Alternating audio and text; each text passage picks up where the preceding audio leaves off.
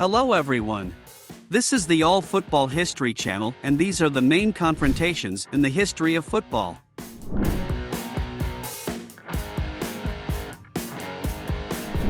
Super League versus Champions League. A curious confrontation that will only gain momentum. Part of the giants of European football wanted to create their own grand and expensive tournament instead of the Champions League. The initial membership included 12 clubs, the main ones being Real Madrid, Barcelona, and Juventus. Everyone else left the roster a couple of days after the official announcement of the creation of the tournament, which took place on April 18, 2021. There was just an unprecedented level of noise. Fans, football federations, and even national governments took the idea with hostility. Most likely, an ill-conceived announcement is to blame, which raised many questions and did not give answers. And the original format was very controversial. However, over time, the founders responded to criticism and edited the planned format of the competition. Now it's interesting to see what's going on. The idea of the Super League is still alive and very strong. Transfer war between PSG and Spanish giants Barcelona and Real Madrid. A relatively new conflict, which is not even 10 years old. At first, PSG clashed only with Barcelona. It was a fascinating story of confrontation between two super clubs in the transfer market, the equal of which has not yet been. It all started with Thiago Silva, whom the French team took away from under the nose of Barcelona. The peak came when Barcelona tried to lure Verratti away, and PSG bought out Neymar's contract in response. In the summer of 2022, PSG began to confront the team from Madrid. Not only did PSG convince Kylian Mbappé to stay in Paris for a lot of money, but they also almost bought out the Monaco midfielder Tchouaméni, whom Real Madrid had been hunting for a long time. It looks like this is just the beginning. Pro Evolution Soccer and FIFA. Two major football computer games in history. For years, gamers have been debating which is better. FIFA has always had the advantage. The game not only had a loud name, which in itself attracted buyers, but most importantly, it had licenses for clubs and championships. The authors of Pro Evolution Soccer understood this and focused on gameplay and realism. Since the mid-2000s, Pro Evolution Soccer has earned fame as a realistic simulator, while FIFA was considered a very casual game. The absence of real teams and players was solved by the players themselves with patches. As the years passed, FIFA seriously improved the gameplay and added the most popular Ultimate Team mode.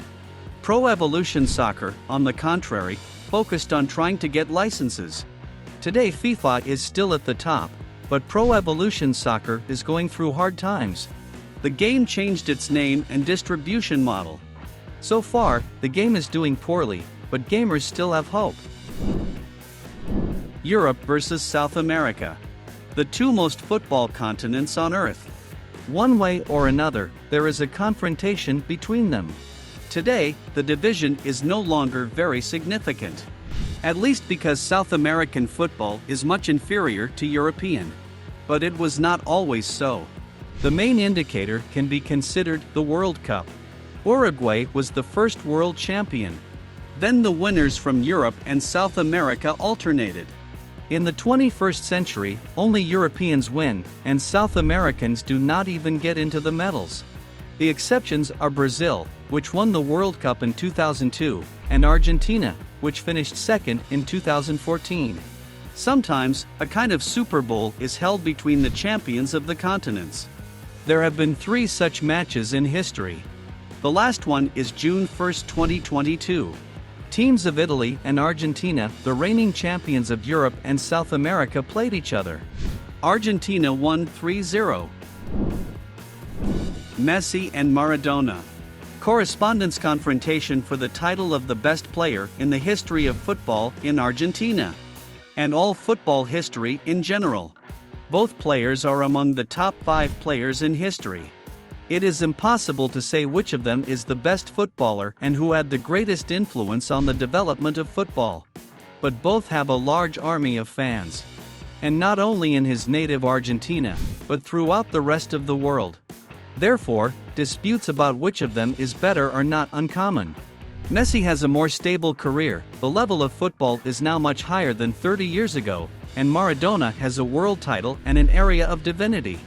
A truly unique rivalry in the eyes of the fans that we will not see the equal of anytime soon. Maradona or Pele? Two football players who are considered by many to be the best players in history. It is very difficult to determine which of them is better. Both have long since become semi-mythical legends. Pele's statistics look more impressive, both personal and team.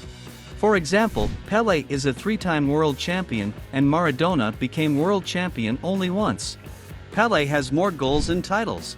But Maradona played in a much more competitive environment.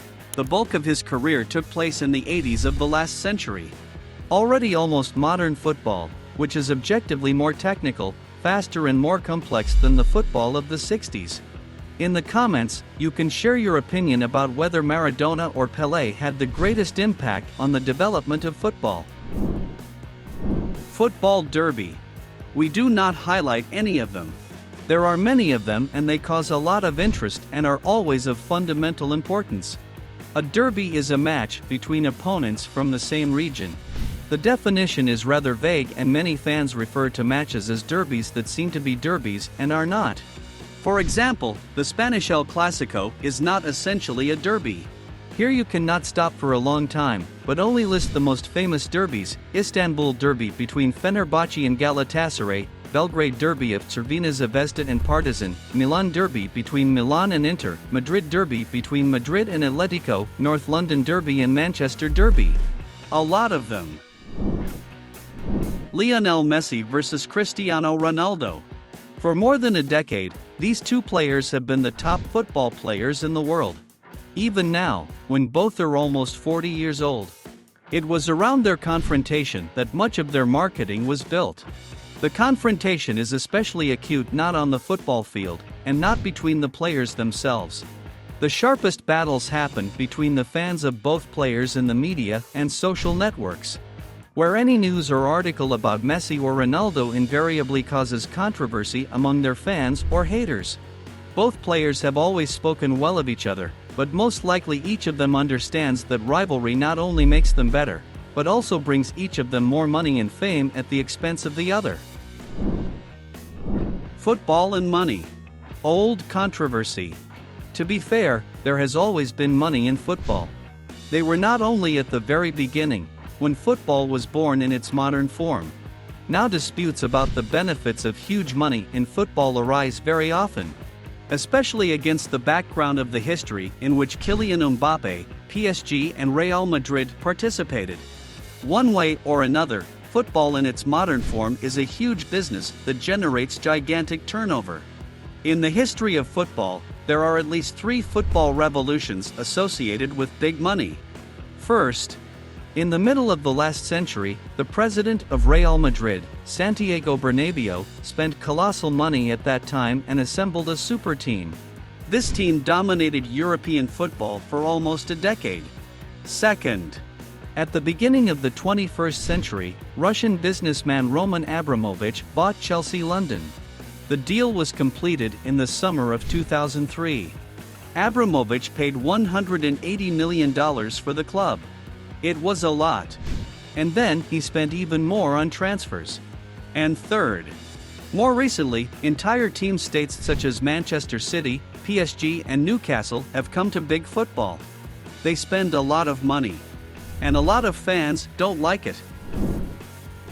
Real Madrid versus Barcelona. El Clasico. 248 matches of irreconcilable rivalry on the field. Spanish Super Derby between the two best clubs in the world. Real Madrid won exactly 100 games in all time, Barcelona 96. Another 52 times there was a draw. Barcelona have been experiencing financial problems for the past couple of years, but this does not greatly reduce the intensity of the confrontation. Barcelona matches against Real Madrid may not always please the audience with sparkling football or furious intrigue, but they invariably attract the attention of tens and hundreds of millions of fans around the world. Few sporting events can compete with Clásico in the number of interested spectators and fans, and even lessen the intrigue and principled confrontation between super clubs. The history of Real Madrid and Barcelona is not limited to the football field and goes far beyond stadiums. Clubs compete not only for titles, but also compete in the media, in business, and often in the transfer market.